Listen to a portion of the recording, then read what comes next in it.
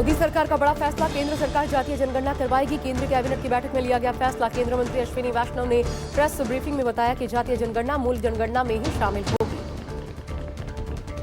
केंद्रीय मंत्री अश्विनी वैष्णव ने कहा, 1947 से जातीय जनगणना नहीं की गई। कांग्रेस की सरकारों ने हमेशा जातीय जनगणना का विरोध किया।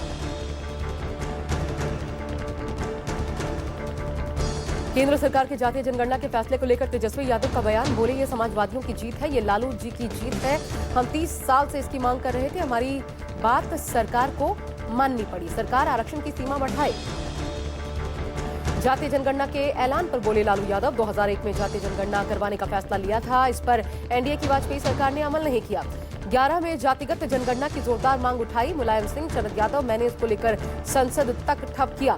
इन संघियों को हमारा एजेंडा नचाता रहेगा।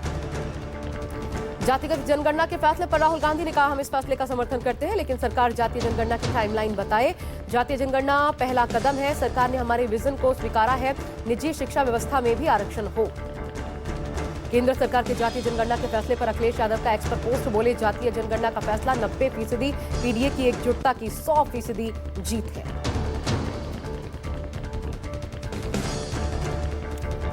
केंद्रीय गृह मंत्री अमित शाह जातीय जनगणना के फैसले को ऐतिहासिक बताते दिखे। अमित शाह ने कहा, सामाजिक न्याय के लिए संकल्पित मोदी सरकार ने आज एक ऐतिहासिक निर्णय लिया है। कांग्रेस और उसके सहयोगी दलों ने दशकों तक सत्ता में रहते हुए जातीय जनगणना का विरोध किया, विपक्ष में रहते हुए इस पर राजनीति की। जातीय जनगणना के केंद्र सरकार के फैसले का बिहार के मुख्यमंत्री नीतीश कुमार ने भी स्वागत किया। बोले, जातीय जनगणना हमारी पुरानी मांग थी, इससे देश के विकास को गति मिलेगी, सभी वर्गों की संख्या के बारे में इससे पता चलेगा। केंद्रीय मंत्री चिराग पासवान ने कहा, प्रधानमंत्री की अध्यक्षता में आज केंद्र कैबिनेट की बैठक में जातीय आधारित जनगणना को मंजूरी देकर देश हित में एक महत्वपूर्ण निर्णय लिया गया। मेरी पार्टी की एक लंबे अरसे से मांग रही थी कि देश में जातीय आधारित जनगणना करवाई जाए। मोदी सरकार ने गन्ना किसानों को राहत दी। सरकार ने गन्ने की एफआरपी बढ़ाने का ऐलान किया है। गन्ने की नई एफआरपी 355 रुपए प्रति क्विंटल रखी गई है।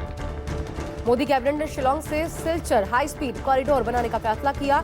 166 किलोमीटर का 6 लेन एक्सप्रेसवे ये बनेगा। ये कॉरिडोर नॉर्थ ईस्ट के लिए अहम रहेगा। दिल्ली में पीएम मोदी की अध्यक्षता में 4 बड़ी बैठकें, सीसीएस, सीसीपीए और सीसीईए समेत केंद्र कैबिनेट की भी बैठक हुई।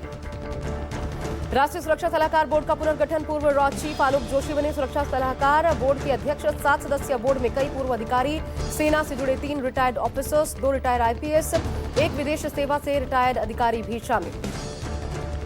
पहलगाम की बैसरन घाटी में एनआईए की जांच तेज। पहलगाम हमले की 3D मैपिंग की गई, क्राइम सीन का रिक्रिएशन भी किया गया। पुलिस के साथ मिलकर संदिग्धों से पूछताछ।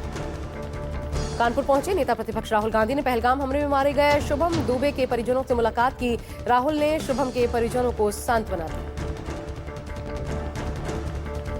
पाकिस्तान पर महंगाई की भयंकर मार, खाद की बड़ी किल्लत, मटन, अंडे, दूध का रेट बढ़ गया है। चीनी 200 रुपए प्रति किलो तो मसूर और मूंग की दाल का रेट 400 रुपए प्रति किलो के पार।